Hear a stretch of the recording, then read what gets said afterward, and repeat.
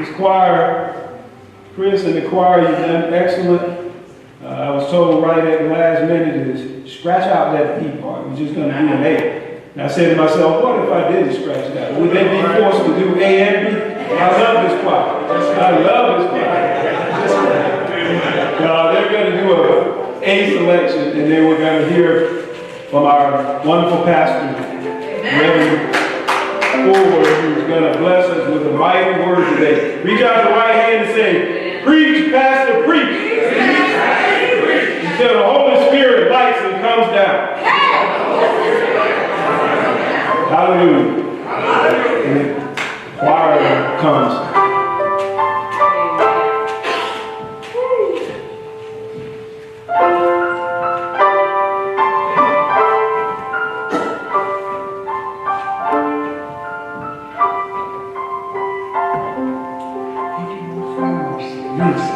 Thank you, Lord, for your mercy. Thank you for the faith. Thank you, Lord, for the faith. Thank you for the journey I'm on.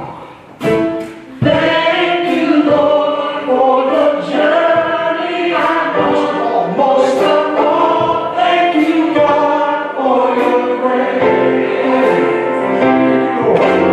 Thank you, Lord, for your mercy.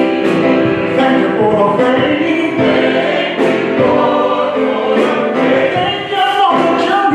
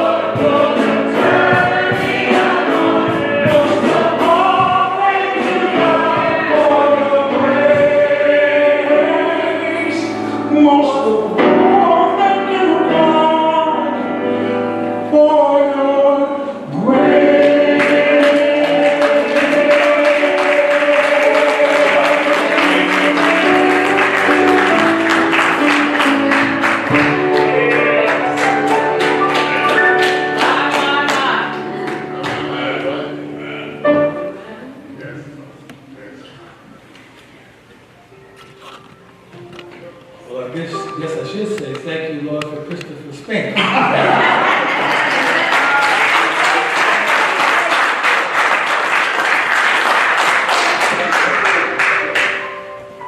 Of course, for those of you who had an opportunity to come for the 8 o'clock service, you might want to thank George Cowart, Reverend George Cowart, for his standing in this morning for Sister Gwendolyn. So, we had 2 excellent musicians today, and give God the glory for that. And of course, it does seem a little awkward for me to be thanking family members here at Park Chapel, especially the Bonavice family, but I'm going to say thank you anyway for coming and showing up and being here at home. It's always good to see friends from way back. I guess we met each other when we were 12. I don't know, 25 years. So I guess we had to be 12 or 13. Praise God for that. Of course, I wanted to alert you that the heater is not working today. I know some of you probably already knew that. I just wanted you to know that we had a little heat this morning, though. Yeah, we had a little heat this morning. And so I guess I rushed and got everybody out before the heat stopped working.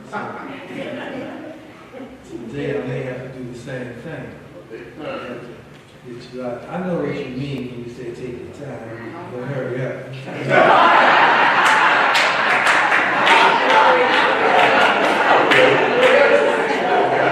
I've been around the AMEs too long. When they start saying amen, amen, brother, come on, keep going, amen. I don't blame you. I don't blame you too. It's been unseasonably cold weather here in sunny California. It's been a little nippy in the air. Of course, Sister Joyce and I had to travel to Bakersfield over the Thanksgiving holidays, and with the grapevine being closed, and the 14 might as well have been closed. Those of you that know about that, we took the 101 to Paso Robles, and then crossed over from the 101 to the 5 or the 99, whichever you. So, 5 hours, sister. Oh, 5 hours. You know, when you go on to see family, and you carry the greens and the turkey.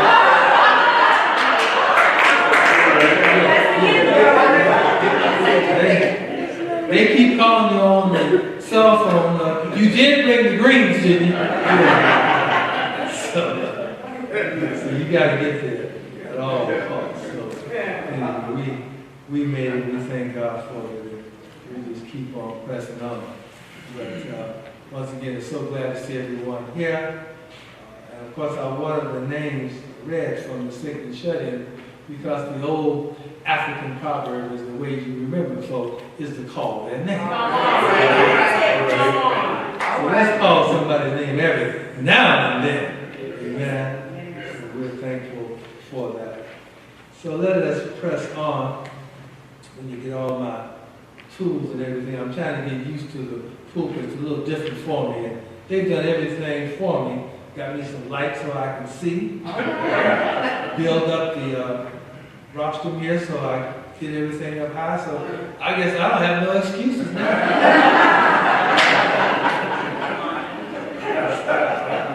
No excuses. So I'm thankful. Looking at the text today for a moment, I wanted to thank Reverend Dr. Hines for so eloquently reading the text as he always does.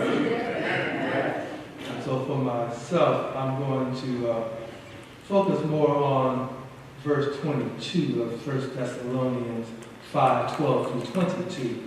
And 22 says that we should abstain from every form of evil. Every form of evil.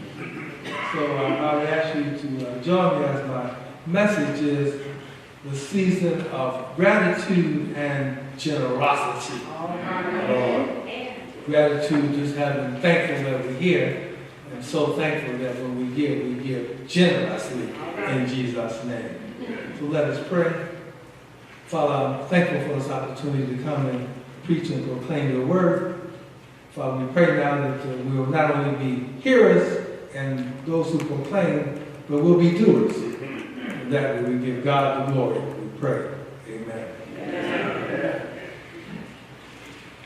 In this particular passage, the writer says, while this is principally a recapitulation of verses chapter 4, 1 through 11, with a few additional precepts, a significant emphasis is developed in this passage.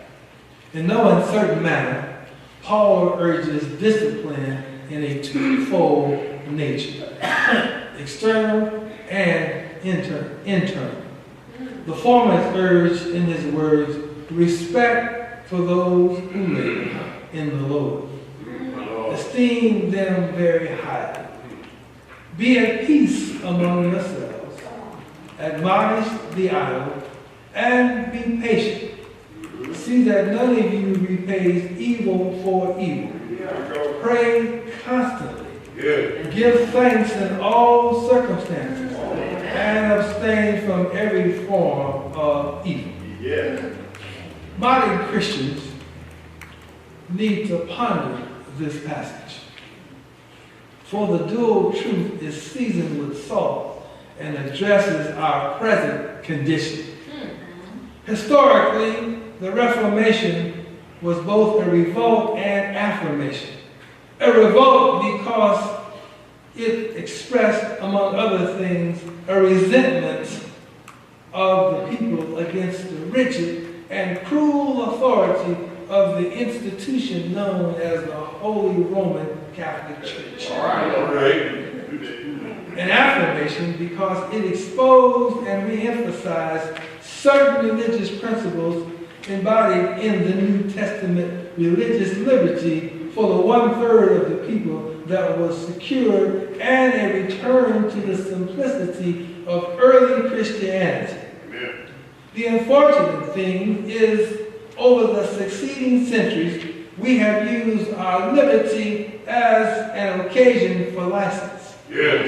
Because the external disciplinary powers of Roman Catholicism were rejected, we too have been often rejected in our external authority, and in addition have failed to impose upon ourselves an internal authority.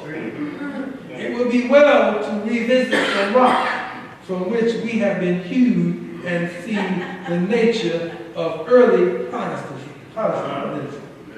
When the reformers flung off the autocratic rule of the Roman Church institution and broke the theocratic imperialism of the hierarchy, they immediately replaced them with other external and inner authorities. Externally, they accepted the carefully and defined and limited authority of certain church courts. All right. Internally, they put themselves under higher disciplines of conscience, intelligence, and will. They did not think their newly acquired freedom authorized them to do what they liked, but what they ought. Yeah. Not to grasp privileges, but to discard duties. Beyond any question, they were self-controlled and self-obligated men who imposed upon themselves many things: family devotion, regular worship of God, observation of Sunday, encouragement of education, civic service, effective science research, and the carrying forward of missionary enterprise. All right. Is the contrast between them and us not to our shame? What external and internal discipline do we accept? So many of us have reduced our religion to sheer individualism, sheer whim and caprice. We solemnly promise to give all due loyalty in the Lord, to set those over us in the church and to attend regularly on the means of grace. However, we do neither. Far too often, we are hypocritical in both the minister's words and presence, and we can refrain from attendance at public worship and other church meetings without any qualms of conscience. We know we ought to teach a church school class, have regular times of prayer and Bible study, give sacrificially to the cause of God throughout the world, but we do not.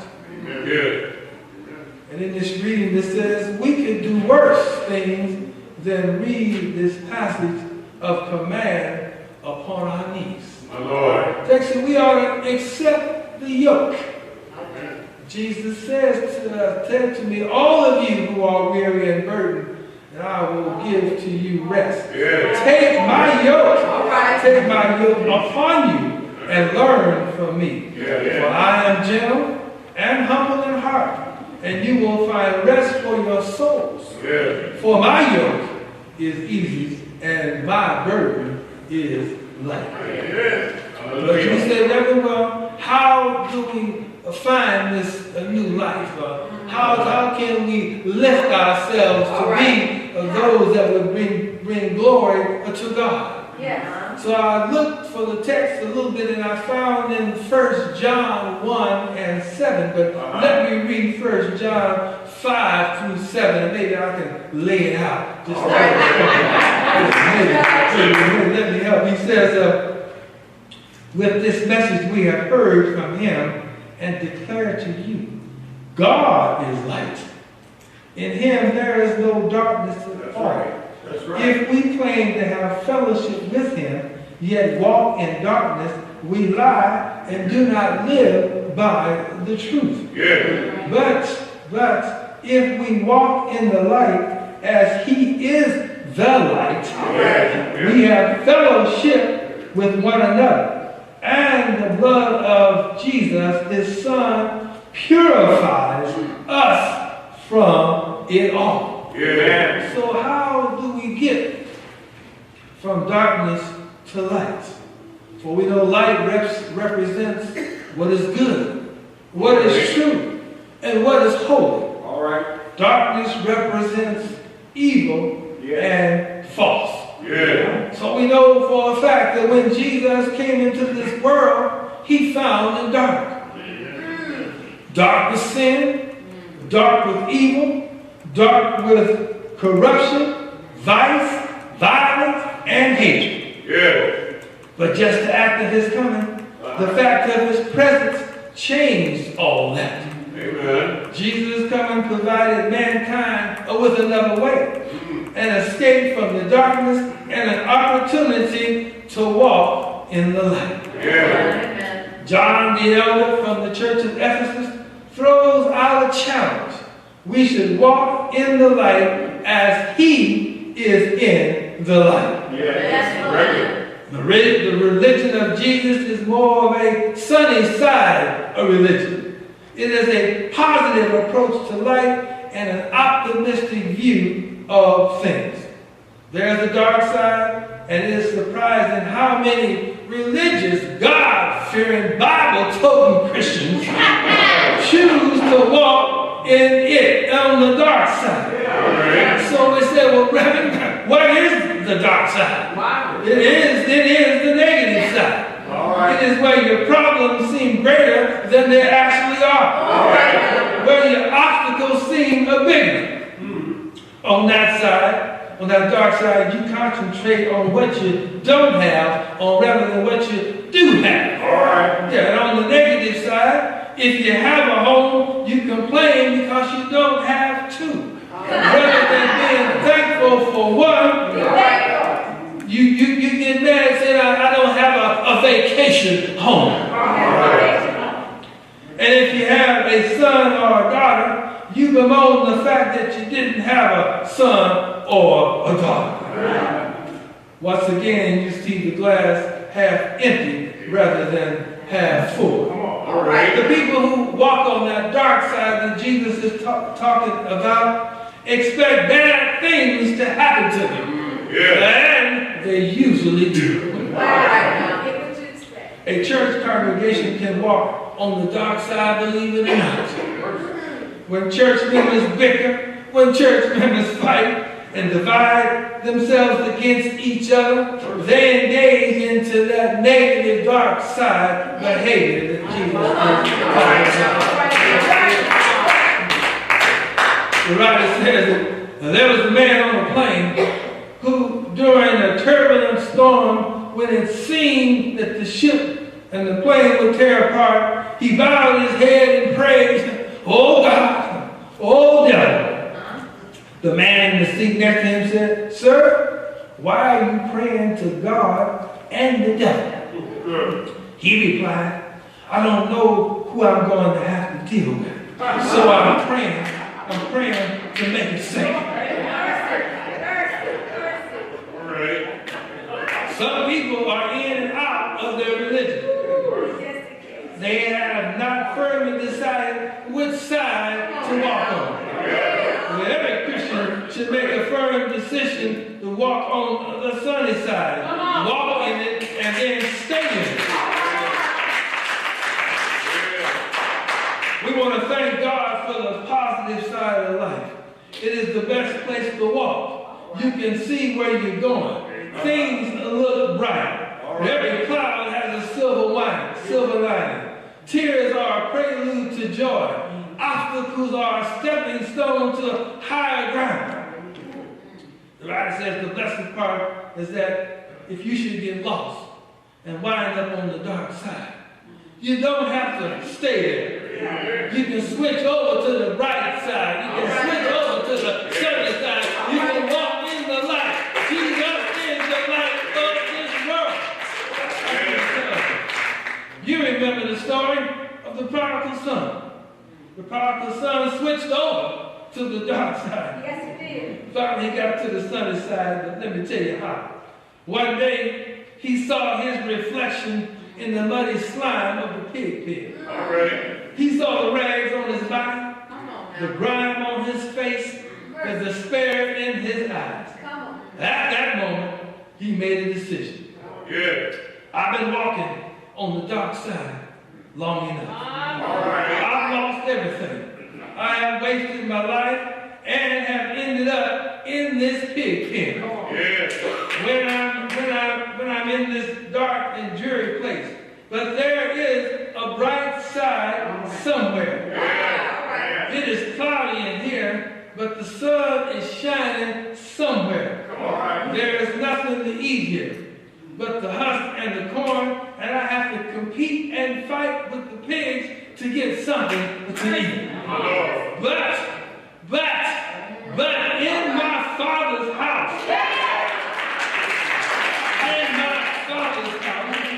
there's plenty to eat. I will rise and go to my Father's house. Don't be satisfied with walking on that thankless side. Switch over. Cross the street. Even if it means jaywalking. Even if it means jaywalking. Or you can follow that advice of that great poet, Fats Walter. All right. He said, get your hat and get your coat. Leave your worries on your doorstep and direct your feet to the sunny side of the street. That's what he said. The writer says, a Boy Scout troop was taking a camping trip. As they sat by the campfire, an argument arose about whether they should roast frankfurters or marshmallows. They argued into the wee hours. By the time they finally decided on marshmallows, the fire had gone out. That's what happens on the dark side. All right. People who walk on that dark side not only see things wrong, but they do things wrong. How you act depends on which side you're going to walk on. There's a psychology of the dark side. The dark side breeds selfishness. It produces a me-first attitude. Yeah. People on that negative side or that dark side always have a hidden agenda. Sometimes a bag of tricks. One never knows what they are up to. They'll change the scriptures around. Instead of do unto others as they would have them do unto you, they say, do to others, and before they do to you instead. They say, instead of laying up your treasures in heaven, they say, I will lay my treasures here and let heaven take care of itself. The result is that they get afflicted with a disease that medicine can't cure. There are diseases on the negative side or on the dark side. Some of the neurosis and psychosis come from wrong living. Sin can make you sick. The cure is to move to the positive side, to the sunny side. There is a great physician here. The hymn writer puts it this way: Jesus is all the world to me. My joy, my all. He is my strength from day to day. Without him, I would fall. When I am sad, to him I go. No one can cheer me so. When I am sad, he makes me glad. He's my friend. Walk in the light. He is the light. Some people try to walk on both sides. The dark side and the sunny side. They zigzag from one side to another. They walk on one side that seems sweeter at that time. A certain person walking on the dark side once had left this testimony. He said, I heard the voice of Jesus say, I am this dark world's light. Yes, sir. Look unto me, the morn shall rise, and all thy days be bright. All right. I came to Jesus and found in him my star, my crown. And in that light of light, I will walk till traveling days are done. Yeah. So we're in this season now. We're in this season of generosity and gratitude. We're in this season because we have God's love. Yeah. We're in this season because salvation comes through Christ.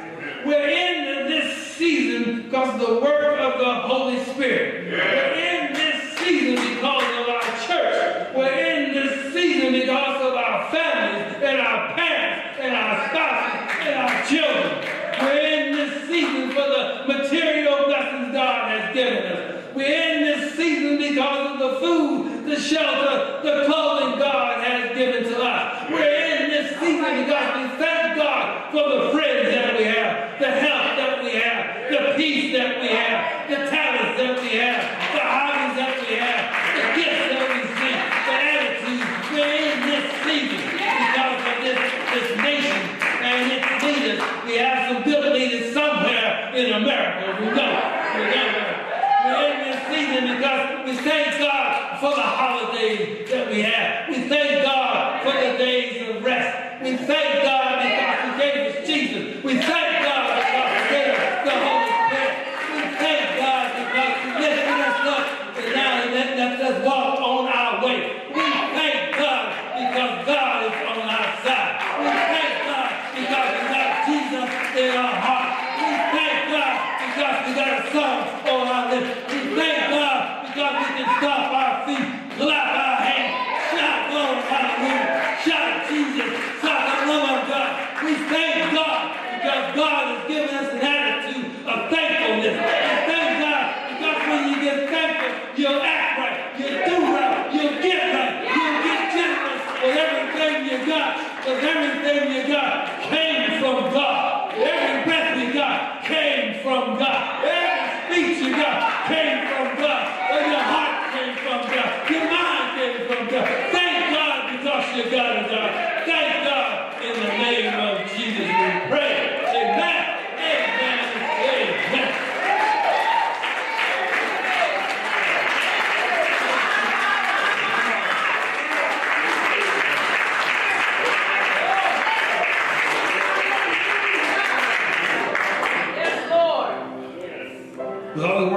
come to Jesus. Amen. Seek his face while he may be found.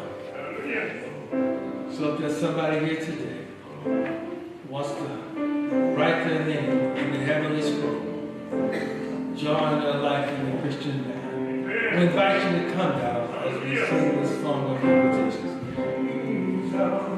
Come to Jesus.